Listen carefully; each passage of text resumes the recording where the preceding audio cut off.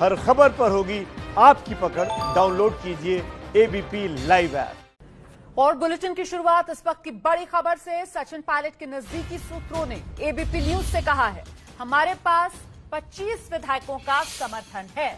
102 विधायकों का अशोक गहलोत का दावा झूठा। हम विधायक दल की बैठक में शामिल नहीं होंगे। सुलह का ऑफर जो कांग्रेस की तरफ से दिया गया था सचिन पायलट को, अब ऐसा लग रहा है कि सचिन पायलट गुट ने मन बना लिया है। कांग्रेस में वापसी का कोई मूड नहीं है। और बड़ी खबर यह कि 25 विधायकों के समर्थन का दावा सचिन पायलट गुट कर रहा है। हम सीधे रुख करते हैं, मेरे साथ मेरे सहयोगी आदेश इस समय मौजूद हैं और जानकारी के साथ। आदेश, मतलब वापसी का जो ऑफर कांग्रेस पार्टी दे रही है उस पर तो सोच विचार का कोई प्लान है ही नहीं। अभी भी बागी सुर सचिन पायलट खेमे से।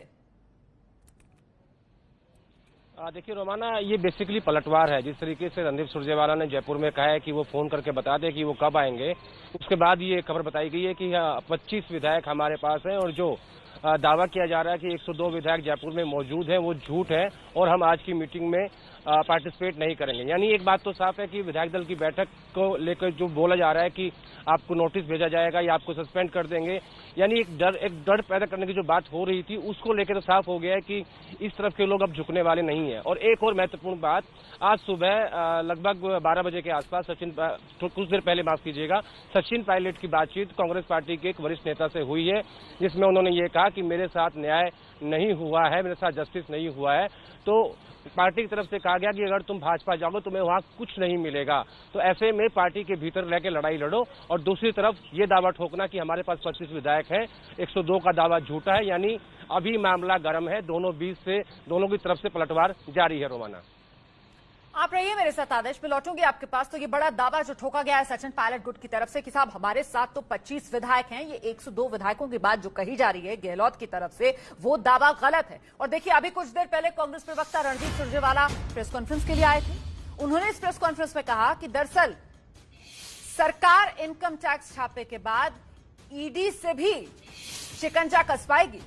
अब खबर है कि मुख्यमंत्री गहलोत के बेटे के करीबी समझे जाने वाले रतनकांत शर्मा के होटल पर ईडी ने छापेमारी की है। ये होटल जयपुर में मौजूद है। रतनकांत शर्मा मुख्यमंत्री गहलोत के बेटे वैभव एक कंपनी में डायरेक्टर भी बताए जाते हैं। तो कुछ ही देर पहले कहा गया था सुरजेवाला की तरफ से कि आयकर विभाग के छापे तो अभी शुरुआत है, अभी तो ईडी, सीबीआई सबका इस्तेमाल किया जाएगा। जरा सुनिए।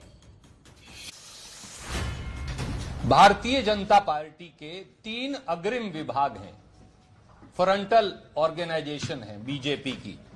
एक फ्रंटल ऑर्गेनाइजेशन है इनकम टैक्स डिपार्टमेंट, एक है एनफोर्समेंट डायरेक्टरेट और एक है सीबीआई। जब भी प्रजातंत्र की हत्या मोदी सरकार और भाजपा को करनी होती है तो भाजपा के ये तीनों अग्रिम विभाग सबसे पहले आगे आकर खड़े हो जाते हैं। कल देर रात और आज सुबह से भाजपा के वो अग्रिम विभाग एक बार फिर राजस्थान की वीर भूमि पर कायरता दिखाने के लिए उतर आए हैं, दुर्भावना और गलत मंशा से। कांग्रेस पार्टी के साथियों पर आज सुबह से ही मोदी सरकार ने, प्रधानमंत्री जी ने, अमित शाह जी ने और भाजपा सरकार ने इनकम टैक्स की रेड शुरू करवा रखी है कांग्रेस के पदाधिकारियों पर एक बात जान ले मोदी सरकार, अभी इनकम टैक्स आया है, फिर ईडी आएगी, क्योंकि पैसे के बल पर भी, सत्ता के बल पर भी वो राजस्थान की चुनी हुई सरकार को और राजस्थान के बहादुर विधायकों की निष्ठा को नहीं खरीद पा रहे थे। तो अब उन्होंने इनकम टैक्स और ईडी को वो ले आए हैं। ईडी अभी नहीं आया है तो दोपहर तक आ जाएगा और सीबीआई कितनी देर में आएगी ये आप खुद निर्णय कर लीजिएगा।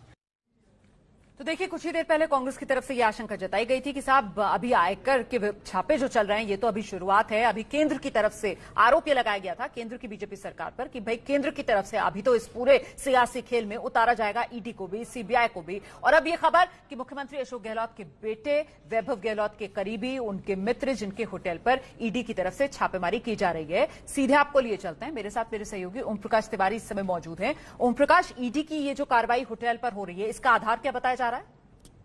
देखिए, आरोप ये है कि रतनकांत शर्मा नाम के जो शख्स हैं, जो इस होटल के पार्टनर हैं और जो वैभव के साथ भी एक कंपनी में डायरेक्टर बताए गए हैं, आरोप है कि उनके पास से मॉरिशस से 97 करोड़ रुपए से ज्यादा पैसा आया था। ये भी आरोप है कि इस मामले में पेमा और पीएमएलए दोनों के तहत उल्लंघन किया गया है। लिहाजा ईडी की टीम इस बात का सर्वे करने के लिए अब होटल पहुंची है और रतनकांत शर्मा के ठिकानों पर भी ईडी की टीम पहुंचने की संभावना है। रोमाना, नहीं तो इसका कोई लिंक मुख्यमंत्री अशोक गहलोत के बेटे वैभव गहलोत तक भी पहुंचता है क्या? बिल्कुल रोमाना, जिस जांच की आंच वैभव गहलोत तक पहुंचेगी, क्योंकि जो शर्मा है वो एक कंपनी में वैभव गहलोत के साथ पार्टनर है, डायरेक्टर बताए जाते हैं उस कंपनी में। वैभव गहलोत अशोक गहलोत के बेटे और शर्मा दोनों एक कंपनी में डायरेक्टर बताए जाते हैं। साथ ही इनकी बेहद करीबी दोस्ती बताई जाती है। अशोक गहलोत के भी बेहद करीबी बताए जाते हैं शर्मा, और इस जांच की आंच में वैभव गहलोत तक भी ईडी की जांच पहुंच सकती है। तो ऐसे में तो सीधे सीधे मुख्यमंत्री अशोक गहलोत जो हैं वो यहां पर निशाने पर आते हुए नजर आ रहे हैं। बहुत बहुत धन्यवाद आपका इस तमाम जानकारी के लिए ओम प्रकाश तिवारी। हम सीधे रुक करते, मेरे साथ मेरे सहयोगी आदेश रावल मौजूद हैं अपडेट के साथ। आदेश, क्या जानकारी मिल रही है? देखिए रोमाना, जैसे मैंने पहले कहा कि दोनों तरफ से पलटवार जारी है और रणदीप सुरजेवाला ने पहले कहा कि हमने आपके दरवाजे खोल दिए, आप फोन करके आ जाइए। तो इधर से सचिन पायलट की तरफ से कह दिया गया है कि हमारे पास 25 विधायक हैं, आपके जो 102 विधायक का दावा है वो झूठा है।